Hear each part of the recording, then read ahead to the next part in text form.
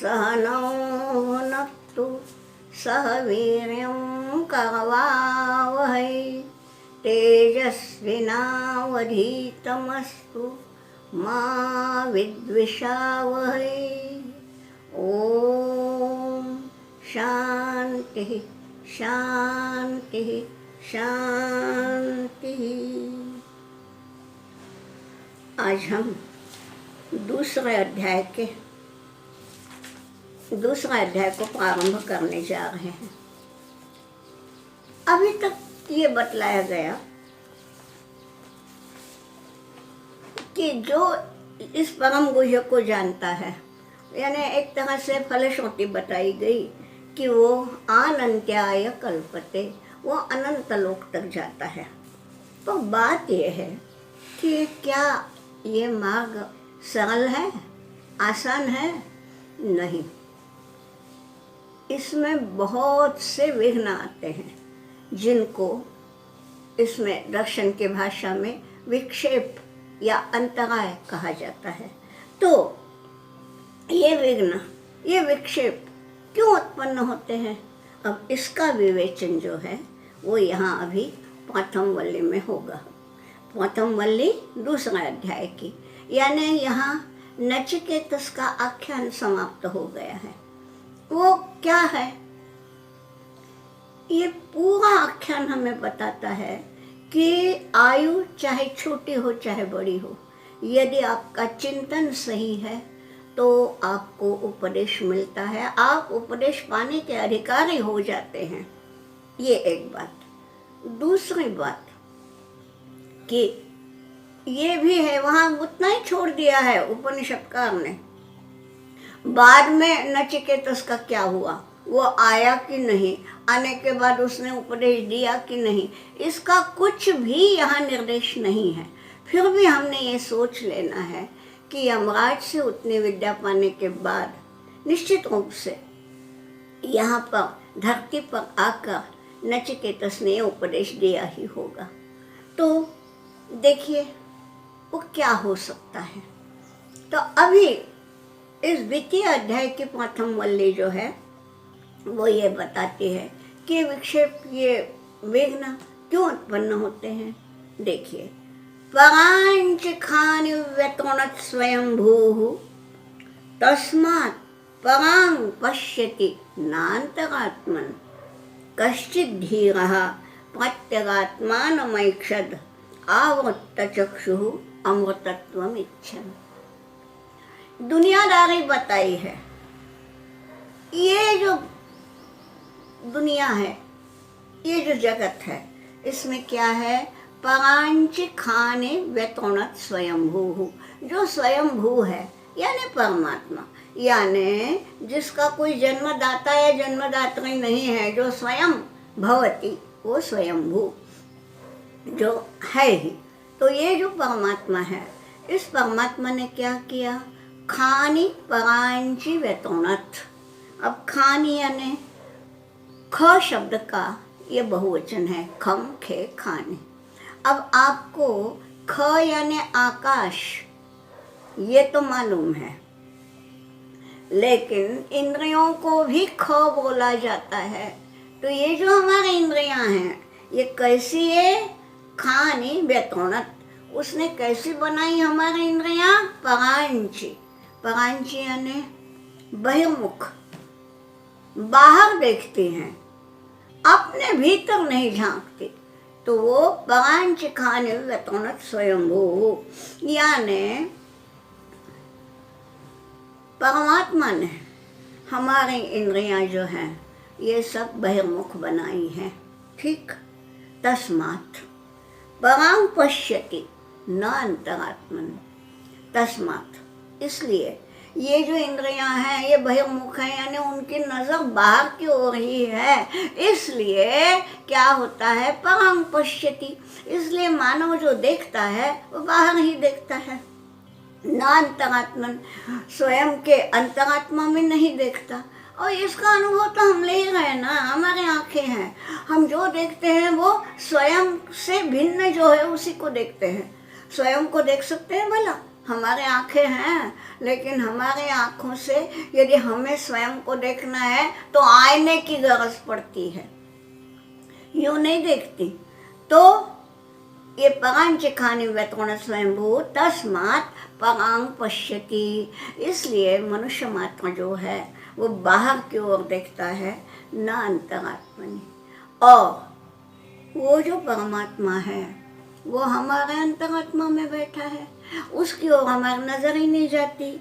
इसलिए तीसरी पंक्ति में बताते हैं कि कश्चित धीर, कोई एक ऐसा होता है धीर, विवेकी, विचारशील व्यक्ति जो प्रत्यगात्मानमैक्षत आवृत्त चक्षु, जो कोई तो भी धीर विचारी विवेकी पुरुष ऐसा होता है कि जो आवृत्त चक्षु, यानी इसने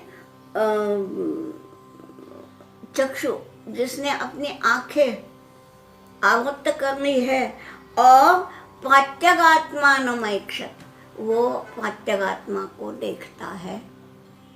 अब प्रत्यगात्मा यानी परमात्मा, जीवात्मा, ये शब्द तो आप सभी के परिचित है, और मैं ऐसा नहीं बोलती, आप में बहुत कोई ऐसे भी है जिनको ये भी प्रत्यगात्मा भी मालूम होगा। तो प्रत्यगात्मा यानी जो स्वयं के देह में है, वो प्रत्यक, हर एक के इसमें जो अलग अलग रूप से विद्यमान है, रूप से नहीं, अलग अलग विद्यमान है, अलग अलग देहों में जो विद्यमान है वो। तो कश्चित धीरा, कोई एक ऐसा होता है, कोई एक होता है माने हजारों लाखों नहीं करोड़ों में एक आध होगा, तो वो एक आध ही कोई बिना ही कोई निकलता है जो आवृत्त चक्षु, जो सही माने में अपनी नज़र को वहीं पे गड़ा देता है, और प्रत्यगात्मानमैक्षत, कोई एकाध ही होता है जो प्रत्यगात्मा को देख सके। ठीक है, अब आगे क्या बोलते हैं? आगे ये बतलाया है कि पराच कामान अनुयन्ति बालाः ते मृत्योः यन्ति विततस्य पाशम् अथ धीरा अमृतत्वं विदित्वा ध्रुवम् अध्रुवेषु इह न प्रार्थयन्ते।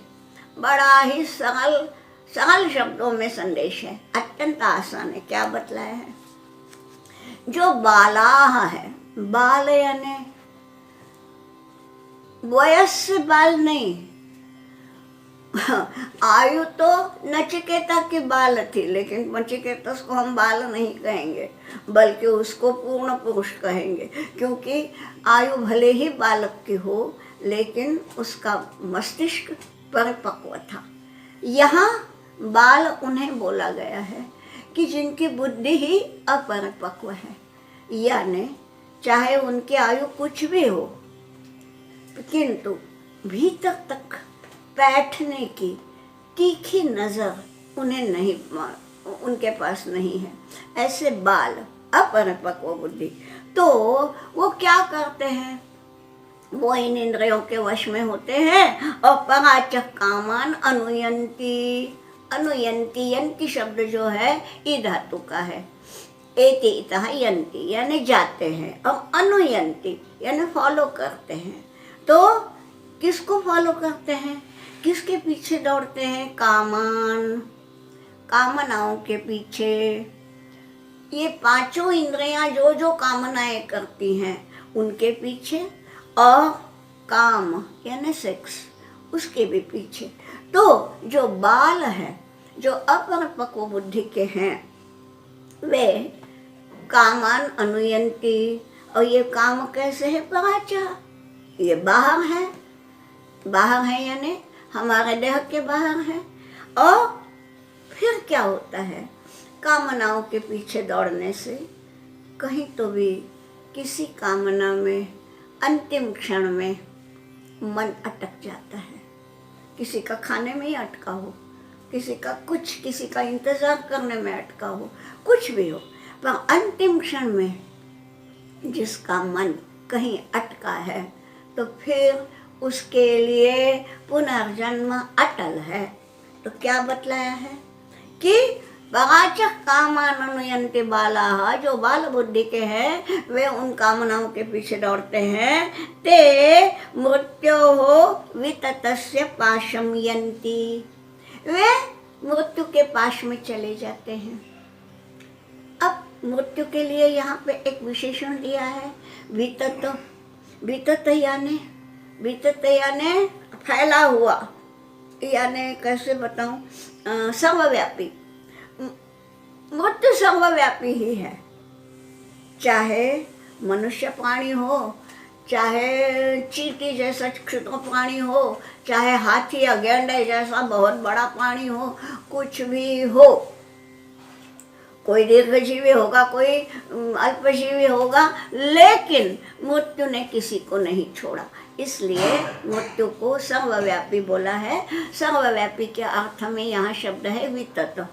तो विततस्य मृत्योः पाशं यन्ति, ये जो सर्वव्यापी मृत्यु है उसके पाश में वे चले जाते हैं।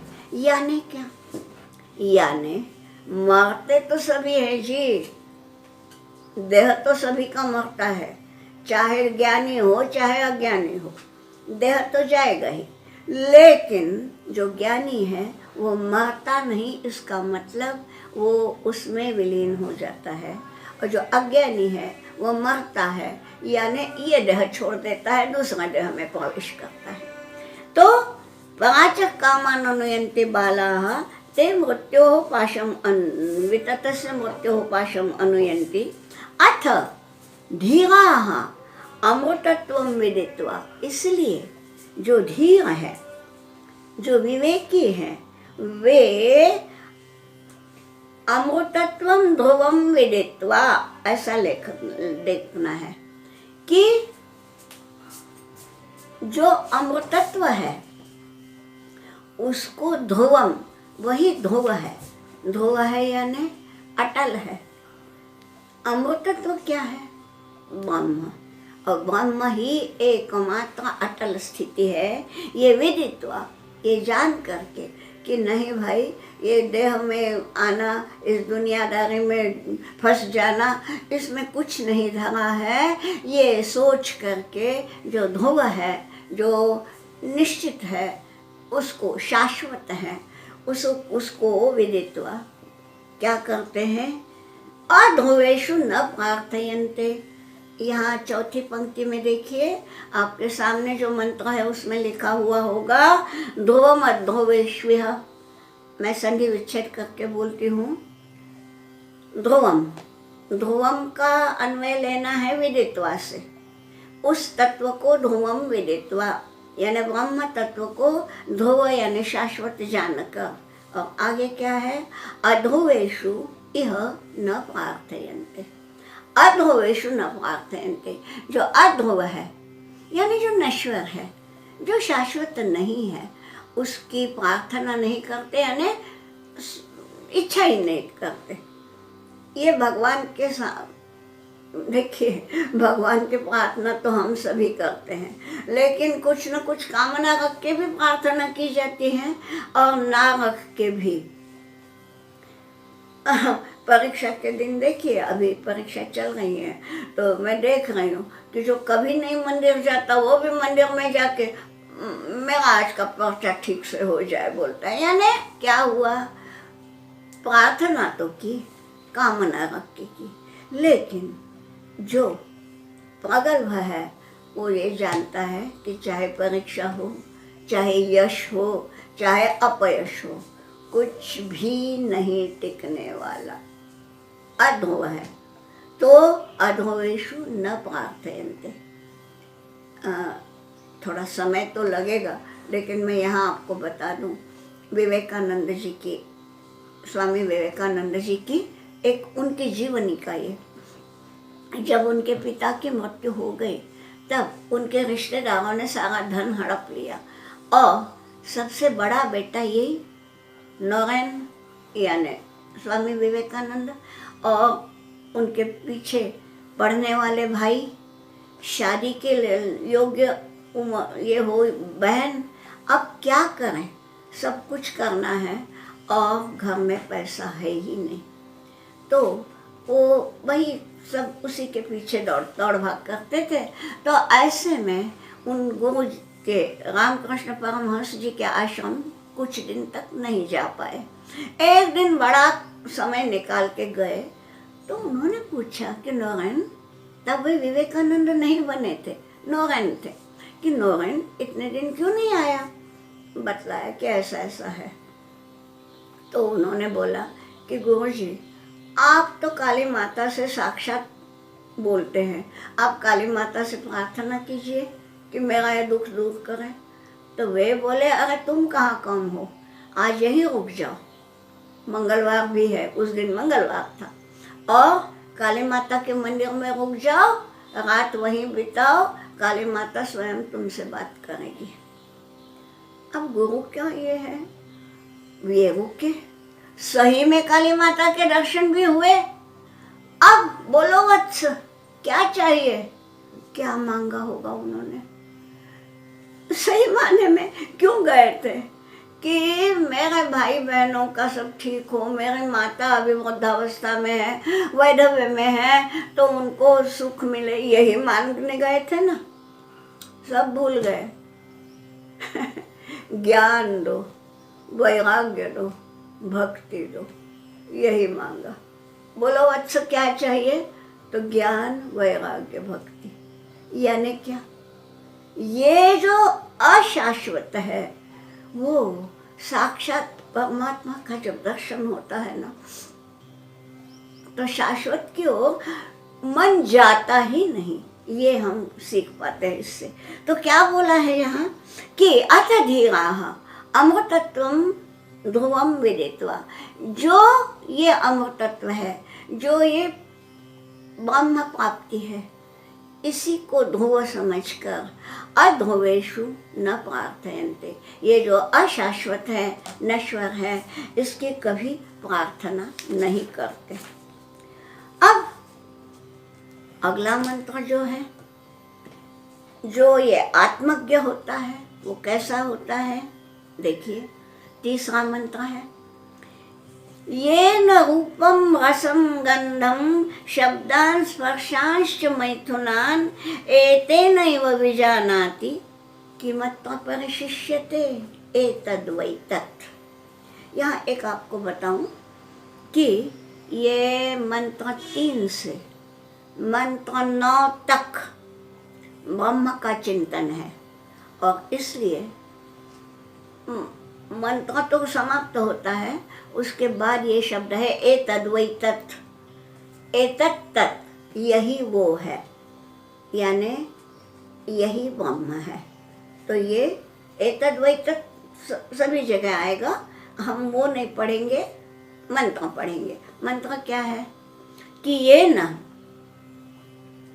रूपम रसम गंधम शब्दान स्पर्शम, आप समझ गए, ये पांचों तन्मात्राएं हैं, ठीक, और ये 5 तन्मात्राएं और मैथुन यानी काम की पूर्ति।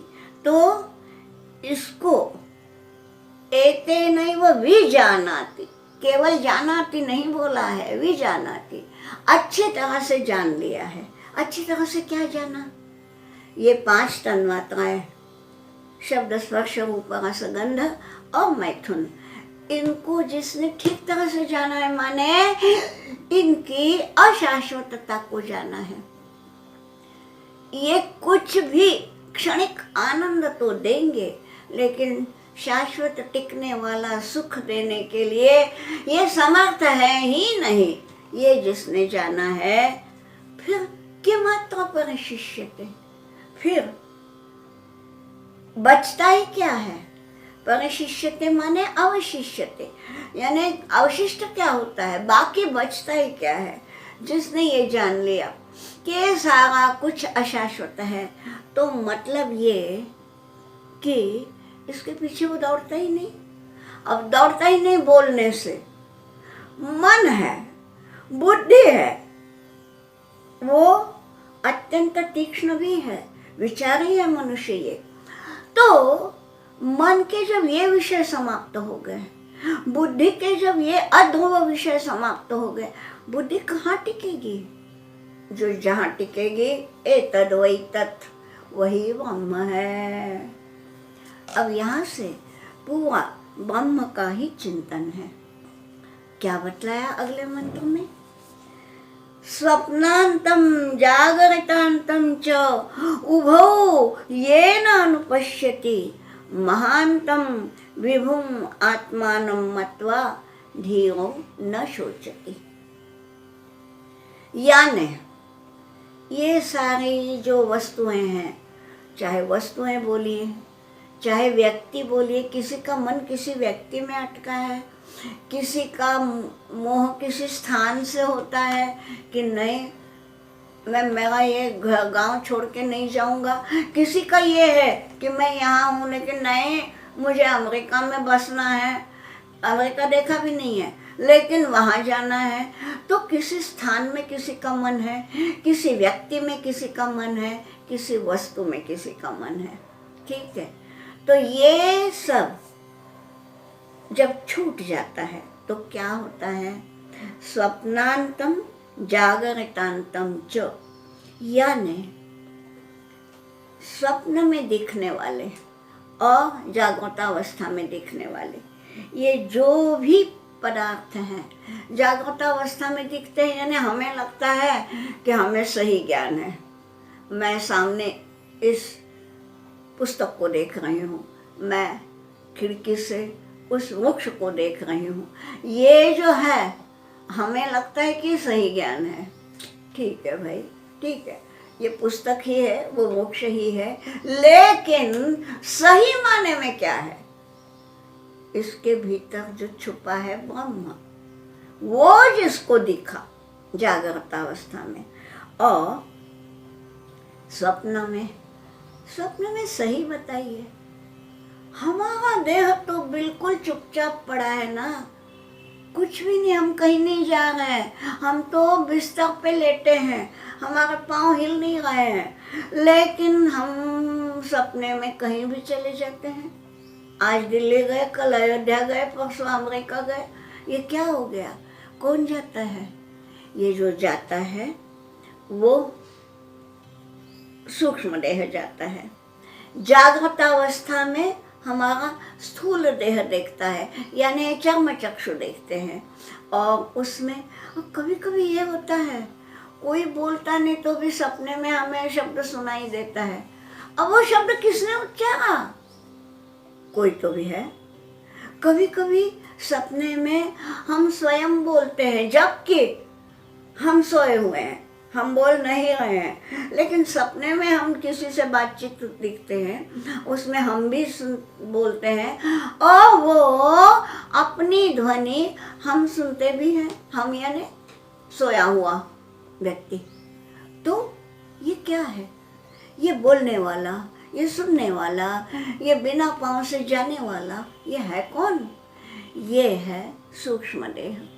और जागृत अवस्था में जो चर्म चक्षु से देखते हैं, ये हमारे स्थूल पाँव से जब हम जाते हैं, ये सारी हलचल जो है वो स्थूल देह की है। तो उभौ ये न अनुपश्यति, अनुपश्यति बोला है, पश्यति नहीं, पश्यति यानी देखता है, पर ये अनुपश्यति यानी उस नजर को फॉलो करता है। अब ये दृष्टि कौन सी है? ये दृष्टि है ब्रह्म दृष्टि, जो ब्रह्म दृष्टि का अनुसरण करता है। यानी चाहे सपने में, अब आपको मालूम होगा कि जो बड़े बड़े महात्मा हो गए उन्हें सपने में ही साक्षात्कार हुए हैं। जैसे देखिए राम रक्षाम, ये बोला जो है बुद्ध कौशिक ऋषि ने कि मुझे सपने में सुनाई दिया, वो मैंने जगने पर लिख डाला। यानी क्या? कोई तो भी सुनाता है। ये जो कोई है ना, एतद् वै तत्, वही ब्रह्म है।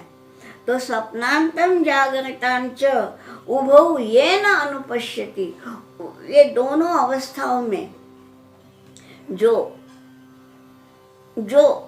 अनुपश्यति, जो जिस दृष्टि से देखता है, और फिर क्या होता है, महानतम विभुम आत्मानम मत्वा। आत्मानम यानी स्वयं को नहीं, भीतर की आत्मा को, यानी प्रत्यगात्मा को, यानी जीवात्मा को। ये जीवात्मा जो है वो साधारण नहीं है। मैं यानी ये मेरा स्थूल देह यानी मैं नहीं हूँ।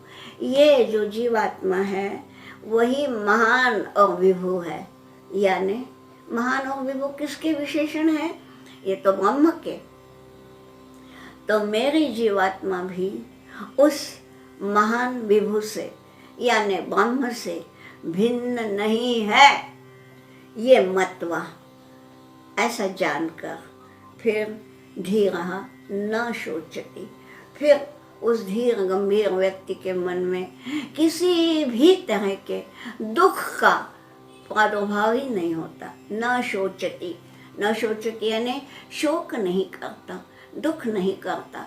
यानी भले ही उसके स्थूल देह को कोई चोट लग जाए, उसके इस जीवन में, सांसारिक जीवन में कोई आपत्ति आ जाए, न शोचति, उसको दुख नहीं होता।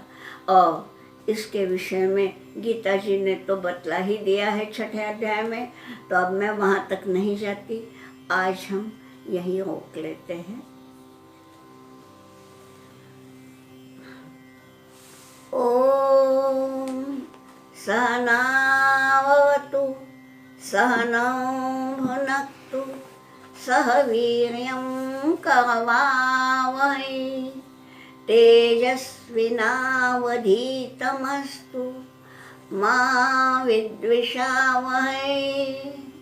ओम शांति शांति शांति।